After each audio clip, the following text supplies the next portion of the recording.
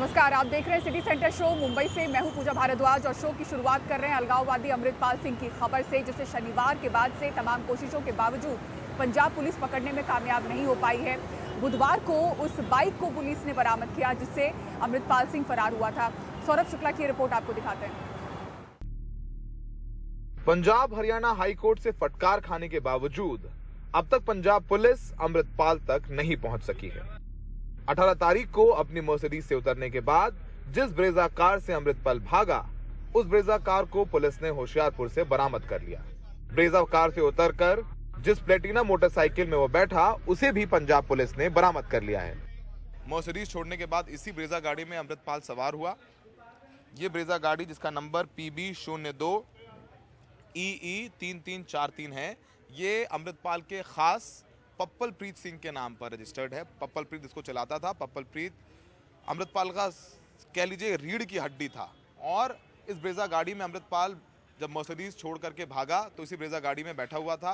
Brezza गाड़ी में ही बैठ करके पप्पल प्रीत, अमृतपाल, उसके 3 और सहयोगी पहुंचे नंगल अमिया गुरुद्वारे पर। उस गुरुद्वारे में लगभग 45 मिनट तक अमृतपाल रुका। वहां पर अमृतपाल ने खाना खाया, कपड़े बदले और ग्रंथी को कहा कि उसे किसी और कार्यक्रम में जाना है, इसलिए वो यहाँ पर आया है। ग्रंथी को नहीं पता था कि अमृतपाल के पीछे पुलिस पड़ी हुई है। उसके बाद वहाँ खाने के बाद अमृतपाल इसी गाड़ी में थोड़ा आगे गया और फिर वहाँ पर 2 मोटरसाइकिलों में, ये मोटरसाइकिल प्लेटिना है जिसको पंजाब पुलिस ने आज जलंधर के दारापुर से रिकवर किया है। इसी प्लेटिना मोटरसाइकिल में पीछे बैठ करके अमृतपाल फरार हुआ। जो मोटरसाइकिल चला रहा था वो था पप्पल प्रीत सिंह। पंजाब पुलिस ने अमृतपाल को ब्रेजा कार और मोटरसाइकिल मुहैया कराने वाले मनप्रीत, गुरप्रीत, गुरबेज और हरप्रीत को गिरफ्तार किया है। ये चारों जलंधर के ही रहने वाले हैं। ये चारों शाहकोट के रहने वाले हैं। इन्हें पंजाब पुलिस ने गिरफ्तार किया है। इन्होंने ही ब्रेजा कार और ब्रेजा कार के अलावा जो प्लेटिना मोटरसाइकिल है वो प्रोवाइड कराई थी। 2 दिन लगभग 24 घंटे की पूछताछ के बाद पंजाब पुलिस इन्हें कोर्ट में पेश कर रही है। अमृतपाल की मदद करने का इन पर आरोप है। अमृतपाल को लेकर पंजाब विधानसभा में भी जमकर हंगामा हुआ। कांग्रेस ने तो अमृतपाल को ना पकड़ पाने पर पंजाब के मुख्यमंत्री भगवंत मान का इस्तीफा ही मांग लिया। शांतिपूर्वक सूबा इन्हां नूं दिता गया सी वोटां दे विच, अज टोटल सूबे विच अशांति है, टोटल इंटैलीजेंस फेलियर है। ऑनरेबल हाई कोर्ट ने कल पूछा कि 80,000 अफसर ते पुलिस वाला तुहाडे कोल पुलिस फोर्स 80,000 दी, की ये इंटैलीजेंस फेलियर नहीं, की पंजाब पुलिस का फेलियर नहीं कि 80,000 आदमी एक व्यक्ति नूं गिरफ्तार ना कर पाए। अजे बहुत सारे सवाल ने। जबकि सुखबीर बादल ने ट्वीट कर कहा कि ऑपरेशन के नाम पर बेगुनाहों को पकड़ा जा रहा है, उन्हें अकाली दल कानूनी मदद करेगा।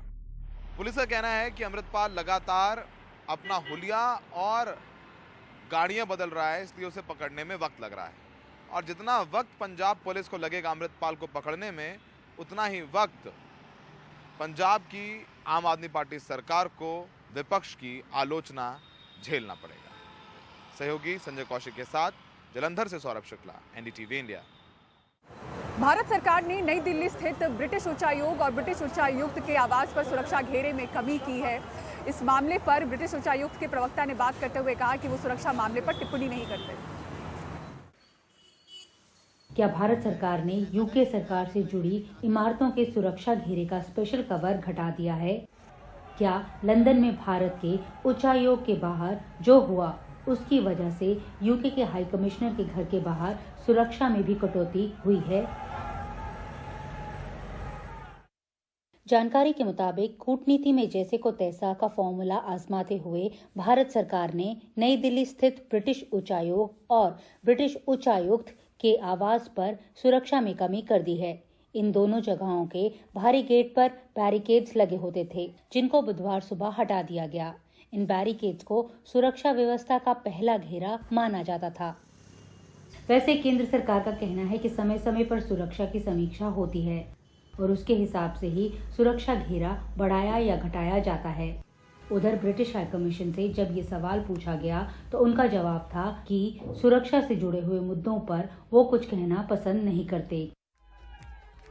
माना जा रहा है कि भारत की ओर से ये संकेत इसलिए दिया गया है कि भारत सरकार के लगातार आग्रह के बाद भी ब्रिटिश सरकार ने भारत के उच्चायोग के बाहर सुरक्षा नहीं बढ़ाई। खालिस्तानी समर्थकों की तरफ से पिछले एक हफ्ते में वहां 2 बार हिंसक प्रदर्शन किए गए हैं। पहले रविवार को खालिस्तान समर्थकों ने उच्चायोग पर लगे तिरंगे का भी अपमान करने की कोशिश की थी। ये इलाका हाईली सेंसिटाइज जोन की श्रेणी में आता है। हाई रेजोल्यूशन कैमरा इस राउंडअबाउट के आसपास आपको चारों तरफ दिखाई देंगे। सूत्रों का कहना है कि ये कहना कि भारत सरकार किसी भी हाई कमीशन या फिर किसी डिप्लोमेट की सुरक्षा को लेकर कोताही बरतेगी, ऐसा कहना गलत होगा। नई दिल्ली से नीता शर्मा, एनडीटीवी इंडिया के लिए। प्रधानमंत्री नरेंद्र मोदी, गृह मंत्री अमित शाह के बाद अब मुख्यमंत्री बसवराज बोम्मई को उनके मंत्रिमंडल के सहयोगी भी नजरअंदाज कर रहे हैं और ये उनके बयानों में भी झलक रहा है। देखिए निहाल किदवई की रिपोर्ट। कर्नाटक में विधानसभा चुनाव मई में है, लेकिन यहाँ की सड़कों पर अजीबोगरीब तस्वीर दिख रही है। जैसे शिवमोग्गा के कलेक्टर ऑफिस को ही लीजिए। दक्षिणपंथी हिंदू संगठन यहाँ गौमूत्र का छिड़काव कर रहे हैं, क्योंकि एक मुसलमान ने यहां अजान दी थी। अजान उस बयान की प्रतिक्रिया में दी थी जिसमें वरिष्ठ बीजेपी नेता ईश्वरप्पा ने कहा था कि अजान की आवाज से उन्हें सर दर्द होता है। एक तरफ अजान को लेकर हंगामा तो दूसरी तरफ हलाल मीट के खिलाफ अभियान। बताया जा रहा है कि हलाल की जगह झटका मीट खाए और अभिनेता चेतन को गिरफ्तार कर न्यायिक हिरासत में भेजा गया क्योंकि उन्होंने हिंदुत्व को लेकर विवादास्पद बयान दिया था। आखिर बीजेपी विकास की जगह उग्र हिंदुत्व की राह पर क्यों निकल पड़ी है? वो भी तब जबकि प्रधानमंत्री नरेंद्र मोदी और गृह मंत्री अमित शाह के साथ साथ पार्टी के तमाम बड़े नेता लगातार यहां सभाएं कर रहे हैं। इसकी वजह मुख्यमंत्री बसवराज बोम्मई के बयान में तलाशी जा सकती है। बिलागी विधानसभा क्षेत्र में भी मैंने जल सिंचाई परियोजनाओं सहित हजारों विकास कार्य किए हैं, लेकिन मुरुगेश मुझे उद्घाटन के लिए नहीं ले गए। अगर वो मुझे वहां ले जाएंगे तो लोगों को पता चल जाएगा, इसलिए वो मुझे नहीं ले गए। इसे खबर मत बनाओ, मैं वहां अगला मुख्यमंत्री बनकर फिर जाऊंगा। मुख्यमंत्री खुद ही कह रहे हैं कि उनके काबीना के मंत्री उन्हें नजरअंदाज कर रहे हैं। इससे पहले प्रधानमंत्री नरेंद्र मोदी और गृह मंत्री शाह ने भी उनकी जगह येदियुरप्पा को तरजीह दी थी। मुख्यमंत्री अलग थलग पड़ते दिख रहे हैं तो खेमेबाजी इतनी हावी है कि सीटी रवि येदियुरप्पा जैसे वरिष्ठ नेताओं को नसीहत देते सुने गए। यानी एक तरफ गुटबाजी तो दूसरी तरफ सत्ता विरोधी लहर। ऐसे में बीजेपी के पास उग्र हिंदुत्व के अलावा फिलहाल कोई दूसरा विकल्प नहीं दिखता। बेंगलुरु से निहाल किदवई, एनडीटीवी इंडिया। दिल्ली में मोदी विरोधी पोस्टर मामले ने तूल पकड़ लिया है। दिल्ली पुलिस ने इसे रूटीन कार्रवाई बताते हुए 36 केसेस दर्ज कर 6 लोगों की गिरफ्तारी की है। बीजेपी ने बताया कि इसे अवैध तरीके से लगाया जा रहा था, तो इसे लगाने वाली आम आदमी पार्टी पूछ रही है कि इसमें आखिर ऐसा आपत्तिजनक क्या है कि दिल्ली पुलिस को कार्रवाई करनी पड़ी। मोदी हटाओ देश बचाओ से लिखे ऐसे पोस्टर पूरी दिल्ली में लगाए जा रहे थे। ये पोस्टर हर रोज देर रात या फिर सुबह तड़के चोरी छिपे लगाए जा रहे थे। पुलिस की जांच के दौरान आईपी स्टेट इलाके में एक वैन पकड़ी जिसमें करीब 2000 ऐसे पोस्टर बरामद हुए। वैन वाले ने पुलिस को बताया कि पोस्टर आम आदमी पार्टी के मुख्यालय जा रहे हैं। इसके बाद 2 प्रिंटिंग प्रेस के मालिकों को पकड़ा गया। उन्होंने बताया कि आपने ऐसे 50,000 पोस्टर छापने का ऑर्डर दिया था। अब बीजेपी इसे लेकर हमलावर है। एक तो चोरी, ऊपर से सीना चोरी, कुछ यही आलम आम आदमी पार्टी का है। आप एक पोस्टर लगवाते हो बिना नाम के और जब एफआईआर होती है तो आप चिल्लाना शुरू कर देते हो कि देश के अंदर लोकतंत्र नहीं है। लेकिन कानून तो आप मानते नहीं, इसलिए आपने पोस्टर लगवा दिया। हिम्मत है नाम डालिए और कानून अपना काम कर रहा है, उसको करने दीजिए। बेचारा पॉलिटिक्स करने की कोशिश मत कीजिए। दिल्ली पुलिस सूत्रों ने पहले बताया कि पोस्टर आपत्तिजनक हैं। पोस्टरों में कानून के तहत प्रिंटिंग प्रेस का नाम और पता नहीं लिखा है, इसलिए कार्रवाई की। पूरी दिल्ली में अवैध तरीके से अलग अलग तरह के पोस्टर लगाने के मामले में दिल्ली पुलिस ने 136 केस दर्ज किए हैं, जिसमें 36 केस मोदी विरोधी पोस्टरों को लेकर दर्ज हुए हैं। इस मामले में कुल 6 आरोपी गिरफ्तार किए गए हैं। 2000 मोदी विरोधी पोस्टर हटाए गए हैं, जबकि 2000 जब्त किए गए हैं। इसके बाद दिल्ली पुलिस ने कहा कि ये एक रूटीन प्रक्रिया है जो शहर को साफ रखने के लिए 2 दिन की मुहिम के तहत की गई है। अब पोस्टर लगाने वाली आम आदमी पार्टी पूछ रही है कि इसमें क्या आपत्तिजनक है। अब मोदी हटाओ देश बचाओ नारे के साथ गुरुवार को जंतर मंतर पर आंदोलन होगा। हजारों पोस्टर जो है बीजेपी लगाती रहती है। अभी तो एफआईआर नहीं होता, रोजाना अरविंद केजरीवाल के खिलाफ पोस्टर लगाती रहती है। मुझे लगता है कि ये कहीं ना कहीं एक डर दिखा रहा है, क्योंकि ये पार्टियों का अधिकार है, लोगों का अधिकार है कि क्या नारा लगाते हैं। तो इस जो कार्रवाई हुई है, जो एफआईआर दर्ज हुई है, 100 एफआईआर बता रहे हैं दर्ज हुई हैं, तो इसको किस तरह से आप देख रहे हैं? मुझे लगता है कि पुलिस को ध्यान रखना चाहिए, इस तरह का एक तरफा कार्रवाई और इस तरह की पहलकदमी नहीं करनी चाहिए। नियम सबके लिए है, अगर भाजपा को खिलाफ भी कार्रवाई करनी चाहिए अगर करनी है तो। इस मामले में पकड़े गए सभी आरोपियों को जमानत मिल गई है। दिल्ली पुलिस के सूत्रों ने पहले कहा कि पोस्टर आपत्तिजनक हैं और पोस्टरों में नीचे प्रिंटिंग प्रेस का नाम नहीं लिखा हुआ है, इसीलिए ये कार्रवाई की गई है। लेकिन जैसे ही मामले ने राजनीतिक तूल पकड़ा, दिल्ली पुलिस ने कहा कि शहर को साफ रखने के लिए ये एक रूटीन कार्रवाई है। लेकिन अब ये मामला इतना राजनीतिक तूल पकड़ गया है कि इसकी गूंज गुरुवार को जंतर मंतर से सुनाई देगी। नई दिल्ली से मुकेश सिंह सेंगर, एनडीटीवी इंडिया। देश में हर अधिकारी कर्मचारी को एक ही पेंशन मिलती थी, पर माननीय विधायक जी अगर राज्य से दिल्ली चले जाएं तो सांसद का पेंशन, राज्यसभा चले जाएं तो 3 पेंशन, कई राज्यों में हर टर्म के हिसाब से पेंशन। मध्य प्रदेश हर मामले में अनूठा है, यहाँ विधायक से लेकर विधानसभा अध्यक्ष तक का दिल और मांग रहा है। अनुराग द्वारी की रिपोर्ट देखिए। मध्य प्रदेश विधानसभा के अध्यक्ष गिरीश गौतम पद पर रहते हुए सरकार को रिटायरमेंट का प्लान सौंपा है। सरकार से मांग की है कि पूर्व स्पीकर को भी कैबिनेट मंत्री जैसे वेतन भत्ते सुविधाएं मिले। फिलहाल पूर्व मुख्यमंत्री इसके हकदार हैं। वर्तमान में जो स्पीकर हैं, प्रोटोकॉल में इनका बहुत नीचे नंबर है, 17वें में लाया जाए। और वो इसलिए तर्क ये दिया गया कि जिस लोकायुक्त की नियुक्ति में हस्ताक्षर विधानसभा स्पीकर के होते हैं, उसका प्रोटोकॉल में ऊपर नाम रहता है, अपॉइंटमेंट करने वाली अथॉरिटी के नीचे रहता है। ये शायद उचित नहीं है ना, उसमें ये उचित नहीं है कि हम जिसको अपॉइंटमेंट कर रहे हैं प्रोटोकॉल में जब वो पद में पा जाएगा तो हमसे ऊंचे हो जाएगा, हम उससे नीचे हो जाएंगे। तो कम से कम उसी के समकक्ष वाले कॉलम में जाना चाहिए। पूर्व स्पीकरों का भी कोई जिक्र कहीं नहीं है, पूर्व सांसद का नहीं, पूर्व विधायक का नहीं, पूर्व स्पीकर का नहीं। तो उसमें आया कि प्रोटोकॉल में इस बात का संशोधन किया जाए कि कम से कम पूर्व विधायक होने पर जो आपका मिनिस्टर का जो दर्जा होता है उसको वो मिला रहा है केवल।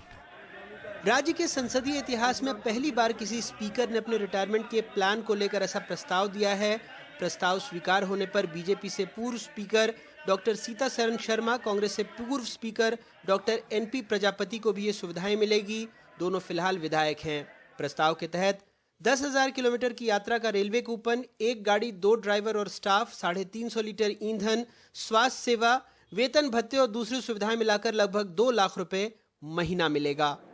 वैसे अध्यक्ष जी ने सिर्फ अपने नहीं पूर्व विधायकों का भी ख्याल रखा है।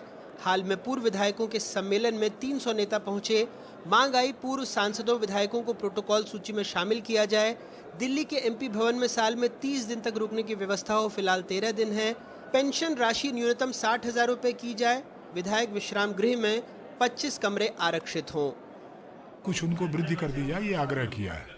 और दूसरा, हमारी तरफ से विधानसभा की तरफ से हमने इस बात का प्रयास किया कि उनको विधानसभा में विधायक विश्राम गृह में थोड़ा सा बढ़िया व्यवस्था हो जाए। उनके लिए कमरे आरक्षित एकदम से अलग से हो जाए, क्योंकि वो कई बार आते हैं, खाली न होने के कारण उनको मिल नहीं पाता। इसलिए हमने 25 कमरे उसमें से आरक्षित कर दिया केवल पूर्व विधायकों में। वो नहीं आवे तो भी वो खाली रहेंगे, उसको किसी को देना नहीं। और उनके कुछ चाय नाश्ते का इंतजाम कर दिया, ये हमने कर दिया। छत्तीसगढ़ कई राज्यों ने दे के रखा है कि 2-3 चीज़ें हैं।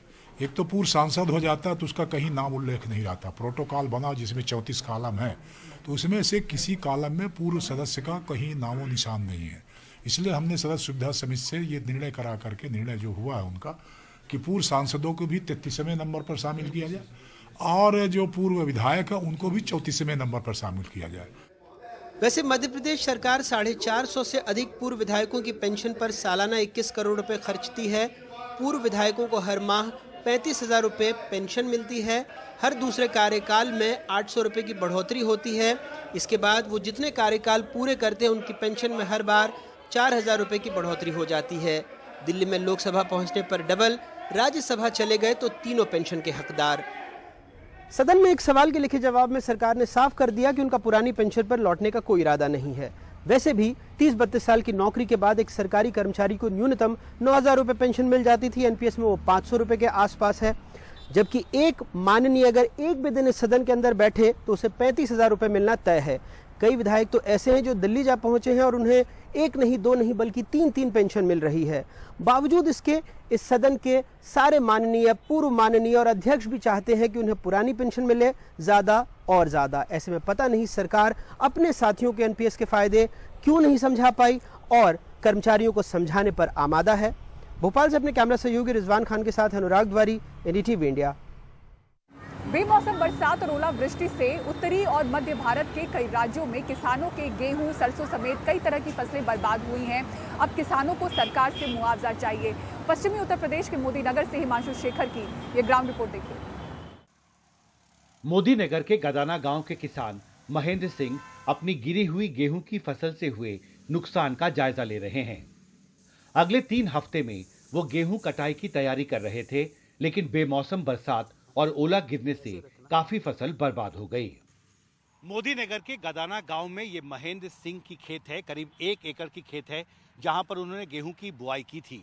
लेकिन 3-4 दिन पहले जो यहां पर भारी बारिश हुई है और ओलावृष्टि हुई है, उसकी वजह से आप देख सकते हैं जो उनकी गेहूं की फसल है वो काफी हद तक बर्बाद हो चुकी है। आमतौर पर अगर बारिश नहीं होती तो यहाँ से कितना गेहूं निकलता? ये तकरीबन 4 क्विंटल बीघे का निकलता, 5 बीघे खेत था। तो अब तो ये 1 क्विंटल भी मुश्किल से 75% नुकसान है। तो आप जो इससे चारा बनाते हैं, ये फसल है जो नीचे गिरी है और इसमें ये दाना नहीं है। अब आप दिखा सकते हैं इसमें कैसे नुकसान हुआ है आपका? ये दाना तो अभी कुछ कच्चा है ना। हाथ में दिखाइए। अब ये तो पिचक जाएगा, इसमें दाना पूरा पक्का नहीं हो पाएगा। महेंद्र सिंह अकेले नहीं हैं। मोदी नगर के इस गांव के कई खेतों में गेहूं की फसल खराब होने से किसानों को काफी नुकसान हुआ है। अब यहां के प्रभावित किसान चाहते हैं कि सरकार उनको हुए नुकसान की भरपाई करे। मोदी नगर इलाके में जो गेहूं के किसान हैं विशेष तौर पर, उनको कितना ज्यादा नुकसान हुआ है? कौन कौन से इलाके हैं जहां पर क्या दूसरी फसलें भी आपको लगता है खराब हुई हैं? गेहूं के साथ साथ सरसों भी और सब्जियां भी खराब हुई हैं। जैसे लौकी है, तोरी है, आपका खीरा है, ककड़ी है, वो बारिश के पानी की वजह से गल गई है। 15 से 20 हजार रुपये पर एकड़ के हिसाब से किसान की लागत आई है। अब हमारी सरकार से यही मांग है और हम तमाम जिलों में दूसरी जगह भी अपने साथियों से कह रहे हैं कि जिलाधिकारियों के माध्यम से इस मुआवजे की मांग करते हैं, मुख्यमंत्री से भी मांग करते हैं। बेमौसम बारिश और ओला गिरने से नुकसान सिर्फ पश्चिमी उत्तर प्रदेश के किसानों तक सीमित नहीं है। उत्तरी और केंद्रीय भारत के कई राज्यों में सैकड़ों किसानों की फसल बेमौसम बरसात और ओला गिरने से खराब हुई है। सीपीआई के राज्यसभा सांसद बिनोय विश्वम ने प्रधानमंत्री को चिट्ठी लिखकर सभी प्रभावित किसानों के लिए प्रति एकड़ 15,000 रुपए का मुआवजा देने की मांग की है। फरवरी महीने में औसत से अधिक गर्मी की वजह से गेहूं और दूसरी फसलों पर उसके असर को लेकर किसान परेशान थे और अब मार्च महीने में बेमौसम बारिश और ओलावृष्टि ने उनका संकट और बढ़ा दिया है। अब देखना महत्वपूर्ण होगा कि बेमौसम बारिश और ओलावृष्टि की वजह से गेहूं और दूसरी फसलें जो खराब हुई हैं, उससे राहत देने के लिए सरकार कितनी जल्दी किसानों के लिए एक राहत पैकेज का ऐलान करती है। मोदी नगर से कैमरा पर्सन गौरी प्रसाद के साथ हिमांशु शेखर, एनडीटीवी इंडिया। 6 साल तक चिल्लर जमा करने के बाद सिक्कों से किस तरह से एक शख्स ने खरीदा स्कूटर, दिखाएंगे आपको पूरी कहानी। ब्रेक के बाद देखते रहिए सिटी सेंटर शो।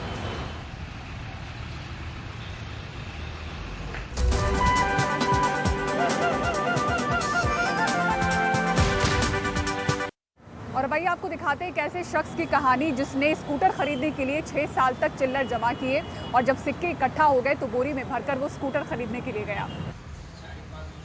ये है गुवाहाटी में रहने वाले सैदुल हक। ये खुश हैं क्योंकि इन्होंने अपना सपना पूरा किया है। सपना था स्कूटर खरीदने का। इसके लिए उन्होंने सिक्के जमा करने शुरू किए। 6 साल तक पैसे जमा किए और 90,000 रुपए इकट्ठा किए। ये 90,000 सिक्कों के रूप में जमा हुई रकम थी। स्कूटर खरीदने के लिए बोरे में सिक्के भरकर ये शोरूम पहुंचे।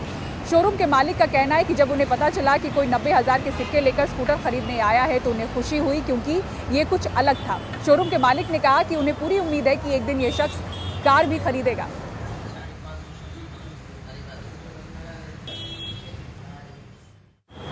और आज देश भर में किस तरह से मराठी समुदाय ने गुड़ी पाड़वा का त्योहार मनाया, आपको दिखाते हैं। ये तस्वीरें गुजरात के वडोदरा की हैं। लोगों ने अपने घरों को रंग बिरंगी रंगोली से सजाया। इस मौके पर वडोदरा में जमकर ढोल भी बजे। गुड़ी पाड़वा पर गुड़ी यानी कि झंडा फहराना शुभ माना जाता है।